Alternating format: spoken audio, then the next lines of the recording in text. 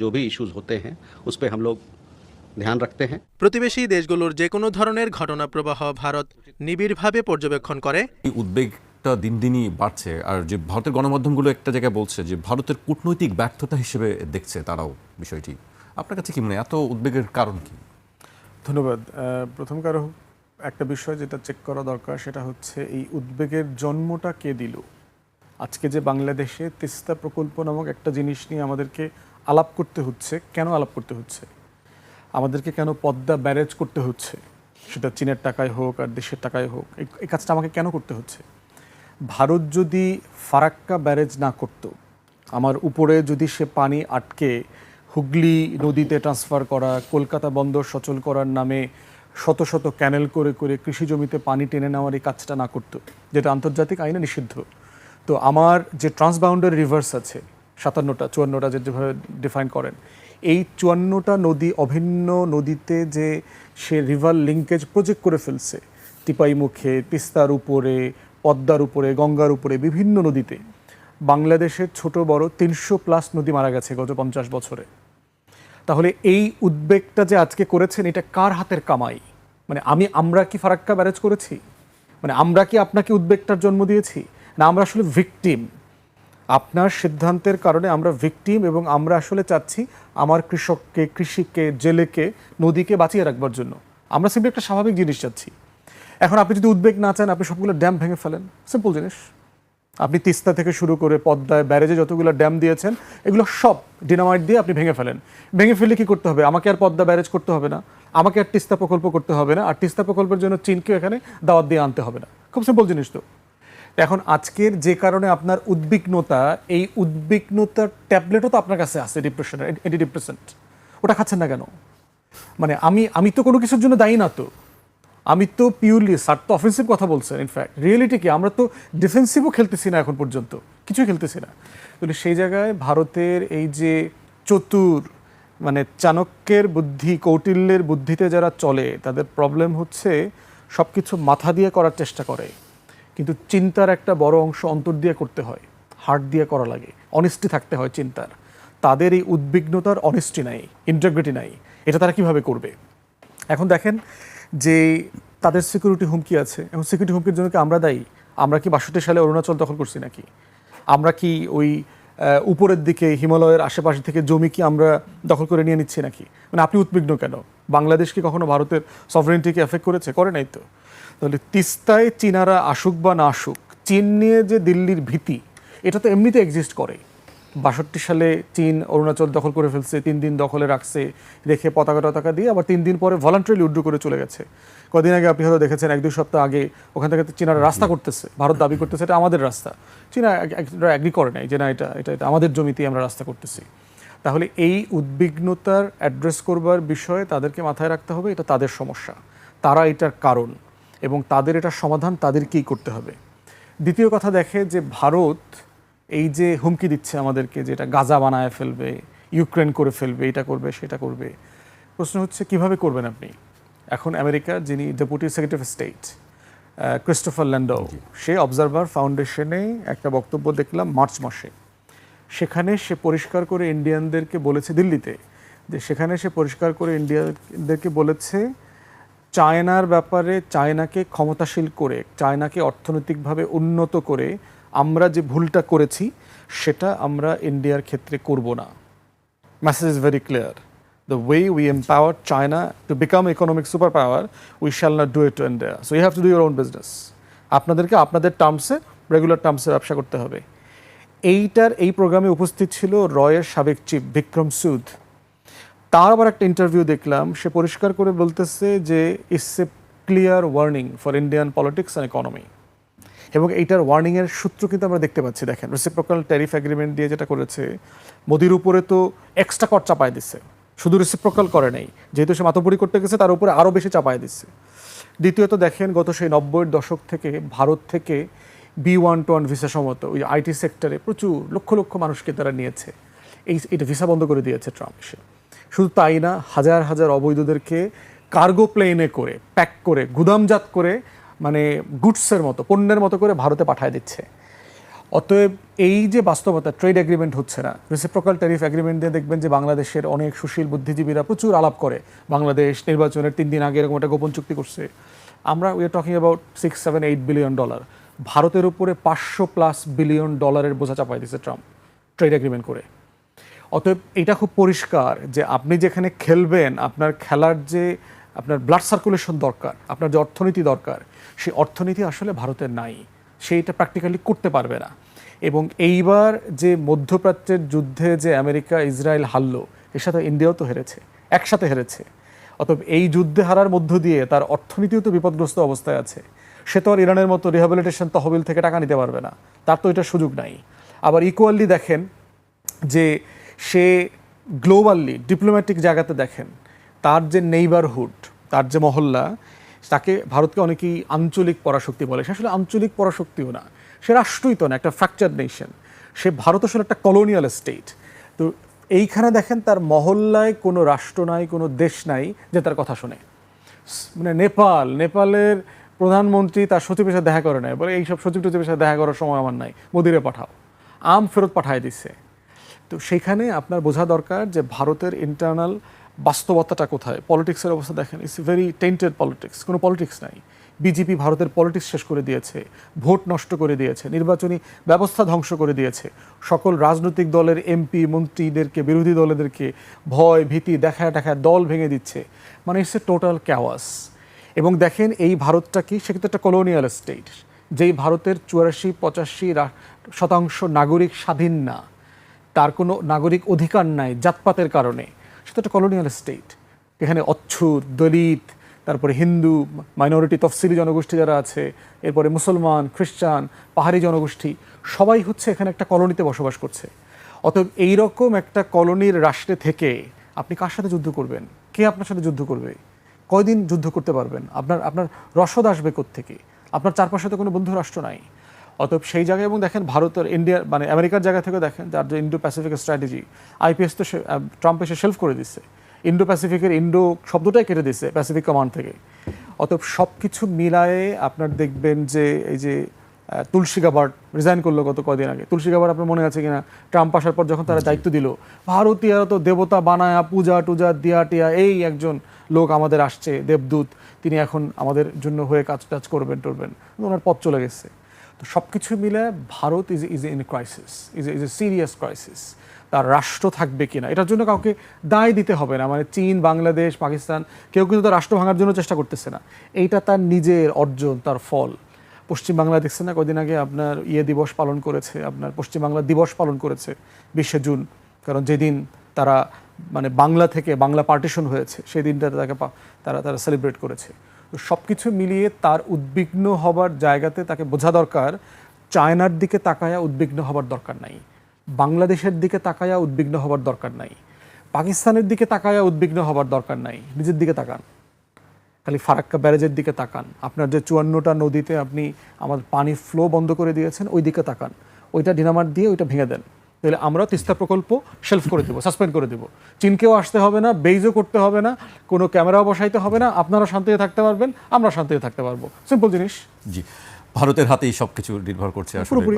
আপনাদের বক্তব্য যেটা অনুযায়ী। আমাকে পর্যায়ে একটা বিরতিতে যেতে হচ্ছে স্যার, একটা বিরতি নিচ্ছি, বিরতির পর আবারও ফিরছি আলোচনায়।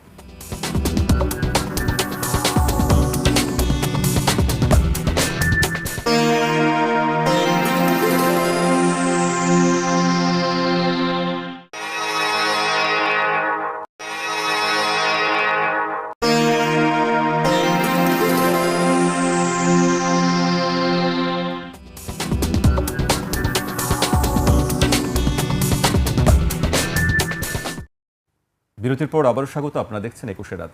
আমাদের সঙ্গে আছেন আন্তর্জাতিক সম্পর্ক বিশ্লেষক অধ্যাপক এম শাহিদুজ্জামান এবং এবি পার্টির সাধারণ সম্পাদক ব্যারিস্টার আসাদুজ্জামান ফুয়াদ।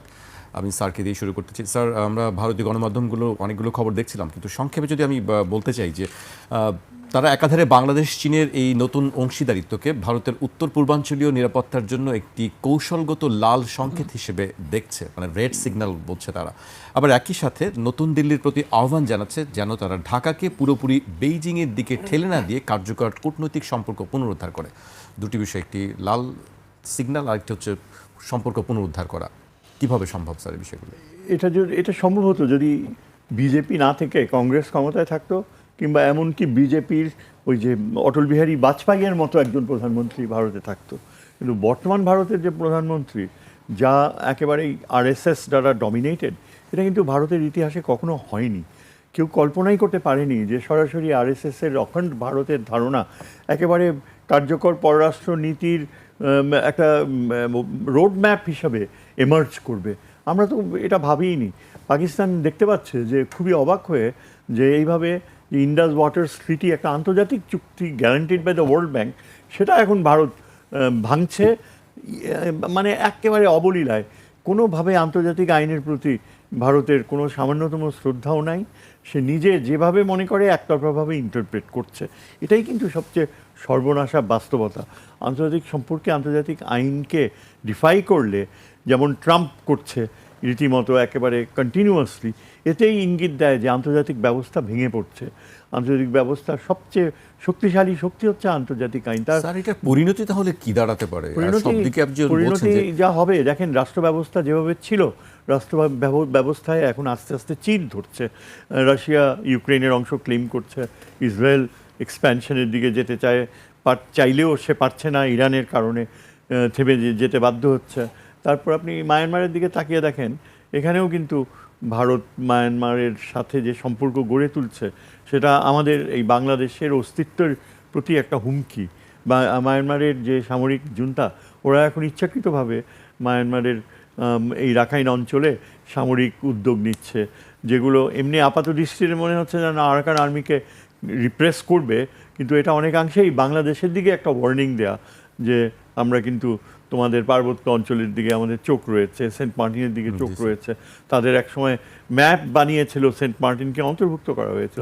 এইগুলো সমস্যা সমাধানের একমাত্র উপায় হচ্ছে চীনকে আমাদের মিত্র হিসাবে, সামরিক মিত্র হিসাবে গ্রহণ করার ব্যাপারে দ্রুত পদক্ষেপ নেওয়া। এবং এটা চিন্তা করলে চলবে না যে আমেরিকানরা ডিসপ্লিজড হবে। আমরা আনন্দিত এটা ভেবে যে মার্কিনিরা অলরেডি এটা বুঝতে পারছে যে ভারতের যে এই যে সুপার পাওয়ার অ্যাম্বিশনস আমেরিকার জন্য কতখানি ক্ষতিকর হতে পারে। এটা যদি আগামীতে ইলেকশনস হয়, ডেমোক্রেটসরাও ক্ষমতায় আসে, কিংবা ধরেন একটা কংগ্রেসের ক্যারেক্টার যদি পাল্টে যায়, তবে এই আমলাতন্ত্রের ভিতরে যখন এই আইডিয়াটা একবার মানে স্ট্রেট ফরওয়ার্ড ওয়েতে গড়ে ওঠে যে ভারত একটা হুমকি, তখন মার্কিনিরা আর আমাদেরকে কি বলে সেরকম চাপ দেয়া থেকে বিরত থাকবে যে চীনের সাথে সম্পর্কে এগুতে পারবে না। আমাদের সবচেয়ে বড় এক্সাম্পল আর গাইড হচ্ছে এখানে পাকিস্তান কিভাবে নানা বাধা সত্ত্বেও কিন্তু চীনের সাথে আনুগত্যের সম্পর্কটা তারা এমন পর্যায়ে নিয়ে গিয়েছে যে আজকে সরাসরি চীন পাকিস্তানের পক্ষে যুদ্ধে অংশগ্রহণ করেছে। হচ্ছে আমরা ট্রেডিশনালি সবসময় বলে আসি যে চীন ব্যবসায় ব্যবস্থা করে, যারা ক্ষমতায় আসে তাদের সাথেই চীন কি বলে ট্রেড রিলেশনস করে। চীন কখনো অন্যের যুদ্ধে জড়িত হয় না। এটা হয়তো আগে সত্য ছিল অনেকাংশে, কিন্তু আমরা দেখেছি দেয়ার ওয়্যার এক্সেপশনস যখন চীন এগিয়ে আসছে। ভিয়েতনাম যুদ্ধে কি সহযোগিতা করে না আমেরিকার বিরুদ্ধে ভিয়েতনামকে? ইউক্রেনের যুদ্ধের আশায় রাশিয়া কি সহযোগিতা করছে না? এবং সরাসরি এই যে পাকিস্তানের পক্ষে তাদের বিমান, অ্যাওয়াক্স বিমান অংশগ্রহণ করলো, যার ফলে পাকিস্তান আমেরিকার ইন্ডিয়ান প্লেনস ফেলে দিয়েছে। এই মানে ক্ষত থেকে ইন্ডিয়া সহজে বের হতে পারবে না। আমার ধারণা যে ইন্ডিয়া এত দুর্বল যে যদি চীন, বাংলাদেশ আর পাকিস্তান মিলে এয়ার ডিফেন্স কভার তৈরি করে, যদি এই যে অন্যান্য যে আধুনিক প্রক্রিয়াগুলো, সাইবারনেটিক্সের ধারণাকে বাংলাদেশ যদি চীনের কাছ থেকে গ্রহণ করে, সামরিক ভিত্তিতে অত্যন্ত নিবিড়ভাবে গ্রহণ করে, এবং আমেরিকার আপত্তি সত্ত্বেও যদি বাংলাদেশ সেই পথে চলে, যদিও এটা নির্ভর করে লিডারশিপের কোয়ালিটির উপরে। বাংলাদেশের লিডারশিপে তো বাংলাদেশ শুধু বিশ্বাসঘাতকের অভাব নাই, মানে বিশ্বাসঘাতকতা করার প্রবণতা এখনও চলছে। এখনও ভারতের কাছ থেকে টাকা নিয়ে অনেক বিশ্বাসঘাতক নতুন করে জন্ম নিচ্ছে। এইসব বাস্তবতা সত্ত্বেও কিন্তু আমরা চিন্তা করতে পারি যে একটা ন্যাশনালিস্ট লিডারশিপ হয়তো গড়ে উঠবে, যারা চীনকে একেবারে স্পষ্ট একটা মিত্র হিসাবে মেনে নিয়ে সেই প্রযুক্তিগত উৎকর্ষতা অর্জন করবে এবং পাকিস্তানের অ্যাডভাইস কাজে লাগাবে। পাকিস্তানের অ্যাডভাইস আমাদের জন্য একটা অত্যন্ত গুরুত্বপূর্ণ বাস্তবতা। সেটা হয়তো পাকিস্তান নিজ স্বার্থে যেমন ব্যবহার করছে, তেমনি চীন এখন আন্তর্জাতিক কূটনীতির এখন সর্বোচ্চ পর্যায়ে চলে গিয়েছে পাকিস্তান, এবং তাদের যে কূটনৈতিক দক্ষতা অপরিসীম গুরুত্ব বহন করে। অনেকেই জানে না যে ইন্ডিয়া পাকিস্তানকে একেবারে এমনভাবে টেইন্ট করেছে যে পাকিস্তান হচ্ছে সন্ত্রাসের জন্মদাতা। আসলে এক্স্যাক্টলি ইন্ডিয়া হচ্ছে সন্ত্রাসের জন্মদাতা। ইন্ডিয়ান বিহেভিয়ার আপনি দেখেন বাংলাদেশের প্রতি, বারবার নিজে যেই অন্যায়টা করেছে সেই অন্যায়টাই বাংলাদেশের ঘাড়ে চাপিয়ে দিয়েছে। কমিউনাল রাইটস দেখেন ইন্ডিয়াতে হতে যাচ্ছে একতরফা, যেখানে তারা খ্রিশ্চানদের চার্চও ভেঙে ফেলছে। এটা তো অ্যাবসলিউটলি আনএক্সেপ্টেবল আন্তর্জাতিক প্রক্রিয়ায়, এবং আমেরিকান কূটনীতিকরা তো এগুলো সব সরাসরি দেখছে, এখন তো লুকানো যায় না, সব কিছু you can see it on camera. So India এখন আগামী দিনে বাংলাদেশের সাথে সম্পর্ক উন্নয়ন করতে পারবে না, সম্ভব না, unless we are A submissive nation.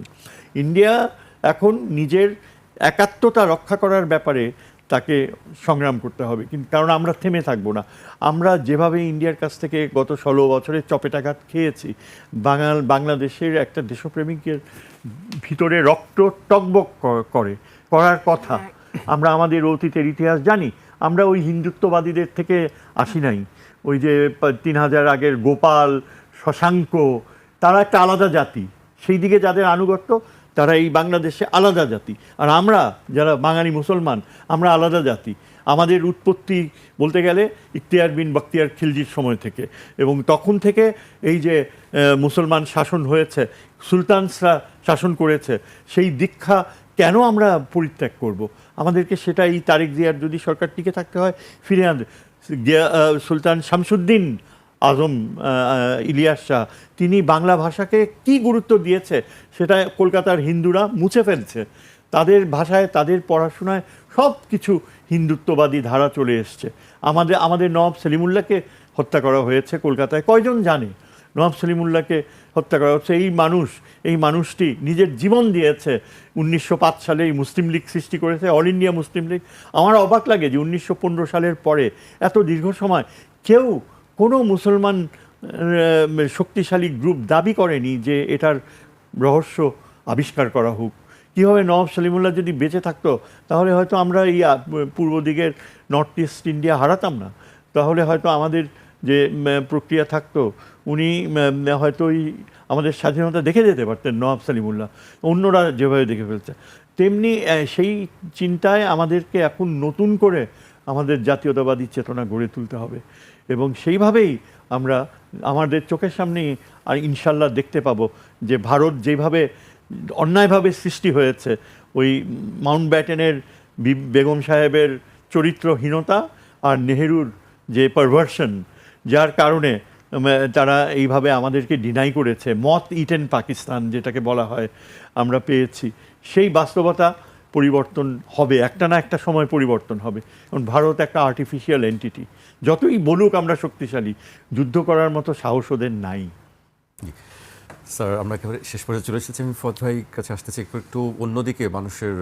আমরা আবার দেখলাম যে যুক্তরাষ্ট্র ইরান যুদ্ধ, ট্রাম্পের বক্তব্য, তিনি বলছেন যে এটি সময়ের অপচয় হয়েছে, মাত্র সব কিছু শেষ হয়ে গেছে। শুরুটা আবার হবে নাকি শুরু তো হয়েছে, আমরা দেখলাম হামলা। আমরা তো আসলে কেউই এই চুক্তির বহুদিন চলবে অথবা আমেরিকা এটা টিকায় রাখবে অথবা ট্রাম্প এটা মান্য করবে এমনটা আশা আসলে দুনিয়াতে কেউই করে নাই।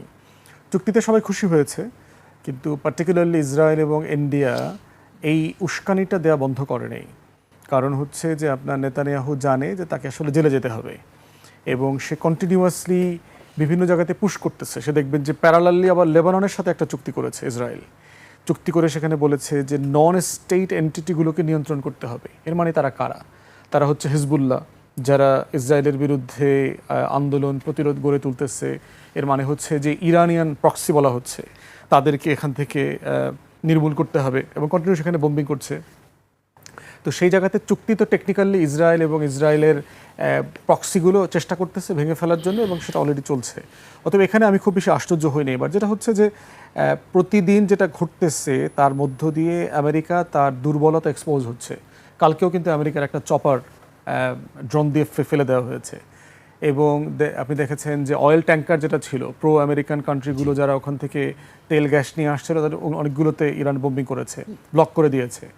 এবং কুয়েত এবং বাহরাইনের প্রায় 85টা ভেন্যুতে ইরান বোম্বিং করেছে। অতএব একটা বিষয় খুব পরিষ্কার যে চুক্তিতে যেগুলো অ্যাগ্রি করেছে, যদি আমেরিকা সেগুলো না মানে, ইরানের স্পিকার তো অলরেডি বলে দিয়েছে যে আমরা যুদ্ধের জন্য প্রস্তুত আছি এবং তারা সেটা কন্টিনিউ চালিয়ে যাবে। এবং ইরান কনফিডেন্স লেভেলে এখন ভেরি হাই। ইমাম খামেনির জানাজাকে কেন্দ্র করে সারা দুনিয়ার হেড অফ স্টেটরা যেভাবে গেছেন, ওখানে তাদেরকে শোকেস করেছেন, এক সপ্তাহব্যাপী ফিউনারাল স্টেট লেভেলে সার্ভ করেছে। তো সব কিছু মিলিয়ে মানে Iran is in the upper hand now. So Trump যেটা করছে সিম্পলি, কেউ বলছে এটা দিয়ে সে আসলে ব্যবসা করছে, মধ্যপ্রাচ্যগুলোকে ভয় দেখায় প্রচুর ইনভেস্টমেন্ট নিতেছে। কুয়েত, কাতার, সৌদি আরব ট্রিলিয়নস অফ ডলার ইনভেস্ট করবে বলে অলরেডি ওয়াদা দিয়েছে। $15 ট্রিলিয়ন আপনার ইনভেস্টমেন্টের ওয়াদা আসছে, কিন্তু উল্টাটাও আসছে। গত 4 মাসে আমেরিকার ইকোনমিক লসের কথা বলা হচ্ছে প্রায় $400 বিলিয়ন। তার ভিতরে যুদ্ধের ক্ষতি আছে, বিজনেসের ক্ষতি আছে। এই যে রেসিপ্রোকাল ট্রেড এগ্রিমেন্ট যেগুলো হয়েছে, অনেকেই এখন আমেরিকার সাথে কেনাবেচা বন্ধ করে দিয়েছে। কারণ আমি গরিব দেশ, তোমার কাছ থেকে কিনলে যদি আমার বেশি খরচ হয়, আমি তোমার কাছে কিনবো না ভাই, বেচবো না তোমার কাছ থেকে, আমি অন্য জায়গা থেকে কিনবো, অন্য জায়গায় বেচবো, আমি অর্থনীতির ডাইভার্সিফিকেশন করব। আবার ইকুয়ালি যেটা হচ্ছে যে আপনার এক্সপোর্ট ইম্পোর্ট ধসে যাওয়ার কারণে যেটা হচ্ছে আমেরিকার ডোমেস্টিক ইকোনমি সাফার করতেছে, তার লেবার মার্কেট সাফার করছে। তো সব কিছু মিলায় হচ্ছে যে আমেরিকার অর্থনীতির অবস্থা কিন্তু ভালো না। তো এই বাস্তবতাটা যদি ট্রাম্প কন্টিনিউ করে, তাহলে তাকে সাফার করা কন্টিনিউ করতে হবে। আমি ইরান অথবা গ্লোবাল সাউথকে যদি ধরি, তার আসলে হারানোর এখানে কিছু দেখছি না। স্যার কাছে আসছে। স্যার কীভাবে দেখছেন, মানে যুদ্ধ কি মানে একেবারে ফুল স্কেলে শুরু হবে নাকি এইরকমভাবেই চলতে থাকবে? না, আমার মনে হয় না। এটা হচ্ছে যখন বড় একটা আগুন লাগে, সেটা নিপতে নিপতে সময় লাগে, আবার কিছু কিছু ক্ষেত্রে আগুনটা জ্বলতে থাকে বেশি সময়, সেরকমই অবস্থা। এখন এটা হচ্ছে জাস্ট মানে শেষে ওয়ার অফ নার্ভস এটাকে বলতে হয়, যে ইরান কতখানি প্রস্তুত আসলে, যে যদি আমেরিকা কোনো দুরভিসন্ধি থাকে ট্রাম্পের, তাহলে ইরানের রেসপন্স কি হবে। অবভিয়াসলি আমেরিকা যখন একটা আন্ডারস্ট্যান্ডিংয়ের থেকে বিচ্যুতি দেখাচ্ছে, ইরান কিন্তু পাল্টা আঘাত করবেই। তবে আলটিমেটলি এটা আবার শুরু হওয়ার মতো বিশ্ব অর্থনীতির টলারেন্স লেভেল অ্যালাউ করবে না। বিকজ আলটিমেটলি আপনাকে দেখতে হবে যে আমেরিকার পক্ষেও নেটো মেম্বার্সরা কতখানি পারমিসিভ হবে। এটা নেটো মেম্বার্সরা একেবারেই এর বিপক্ষে। নেটোকে তো তিনি আঘাত নিয়েছেন গত পরশুই। এগুলো আমরা পাবলিকলি দেখি, এগুলো প্রদর্শন করে একটা দুর্বল ট্রাম্প এখন হাত ছুঁড়ে ছুঁড়ে দেখাচ্ছে যে সে এখনও শক্তিশালী। আসলে ট্রাম্পের সাথে যারা যে টিম রয়েছে, বিউরোক্রেটসদের সর্বোচ্চ পর্যায়ে, তারা এখন ব্যস্ত হওয়া শুরু হয়ে গিয়েছে যে ট্রাম্প অ্যাডমিনিস্ট্রেশন শেষ, তারা চাকরি খুঁজছে রীতিমতো, দে সেন্ডিং দেয়ার সিভিজ এবং খুঁজছে কে কোথায় যাবে। এইরকমই হয় প্রত্যেকটা অ্যাডমিনিস্ট্রেশনের সেকেন্ড টার্মে। 1 বছর 1.5 বছর আগে থেকেই কিন্তু সবাই ডাইভার্টেড হয়ে যায়। কাজে nobody is mentally ready to pick up the war phenomena. আর পেন্টাগনে এখন অনেকেই গলা কাটা যাবে নেক্সট অ্যাডমিনিস্ট্রেশনে।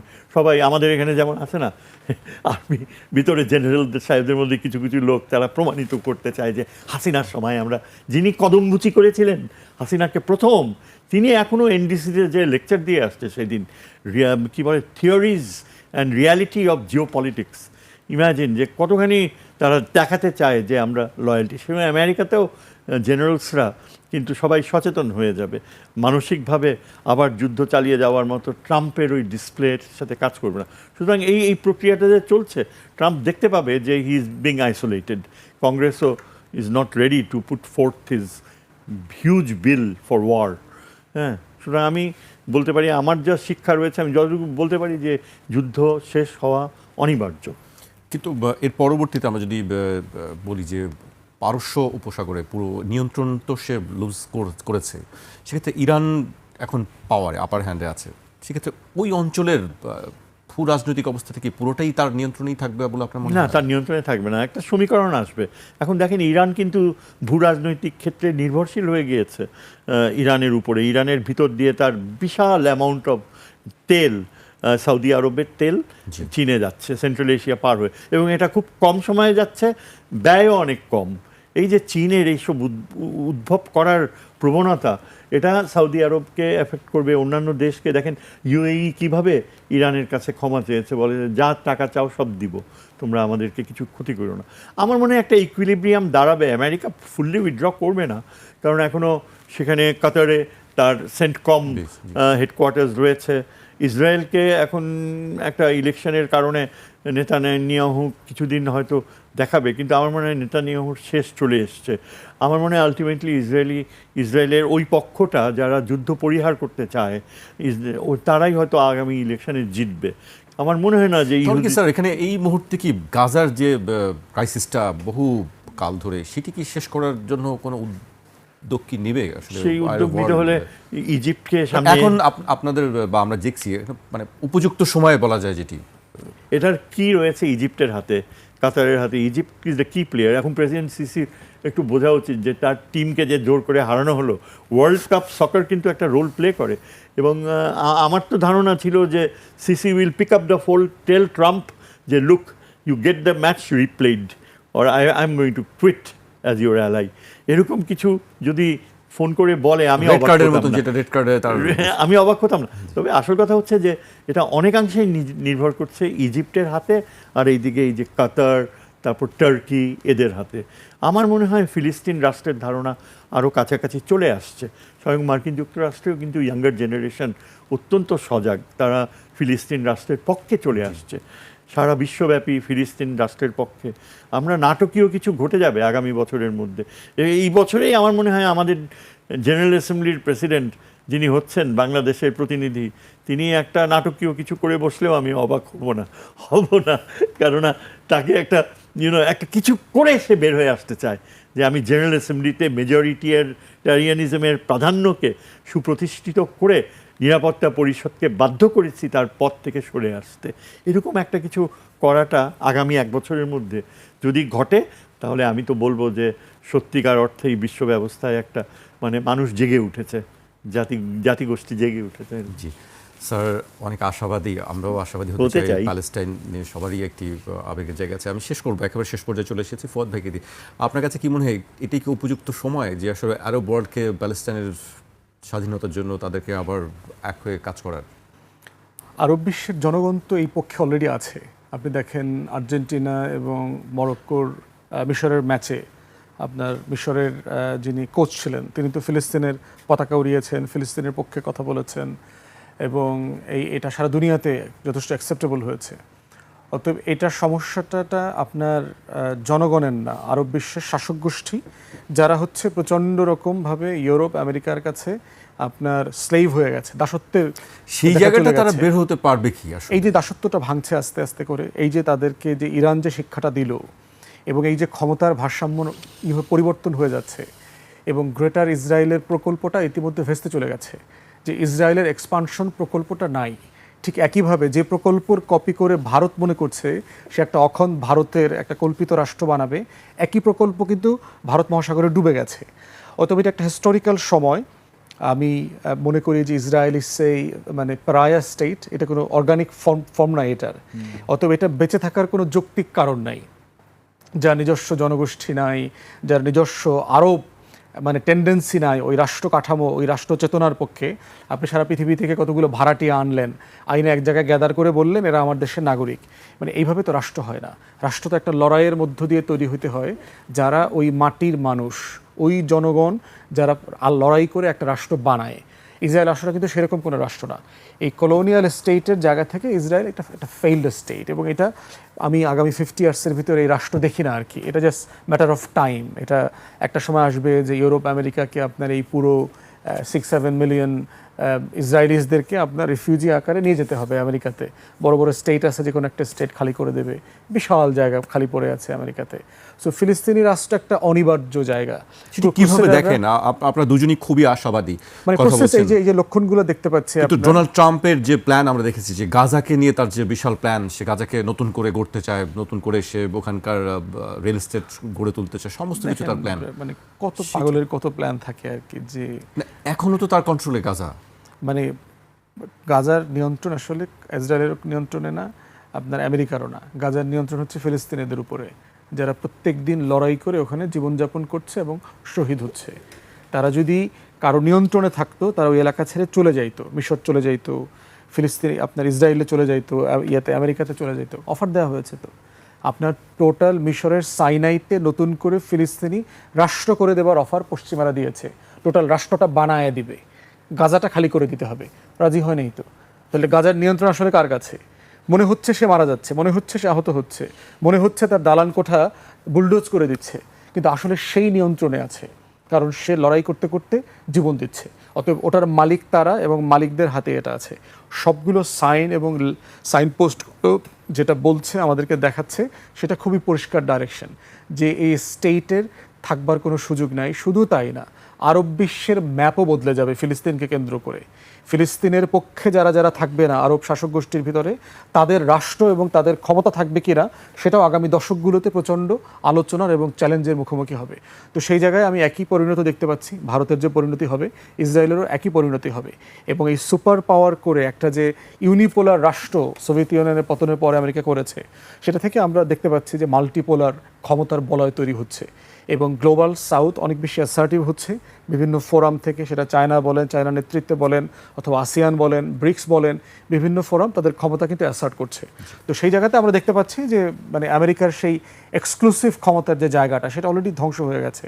এটা এখনও আপনি দেখতে পাচ্ছেন, কারণ সে এখনও সবচেয়ে বড় অর্থনীতি, কোনো সন্দেহ নাই, কৃত্রিমভাবে বড় অর্থনীতি। জি, আমাকে শেষ করতে হচ্ছে আজকে এখানেই। স্যার, ফত ভাই, দুজনকে আপনাকে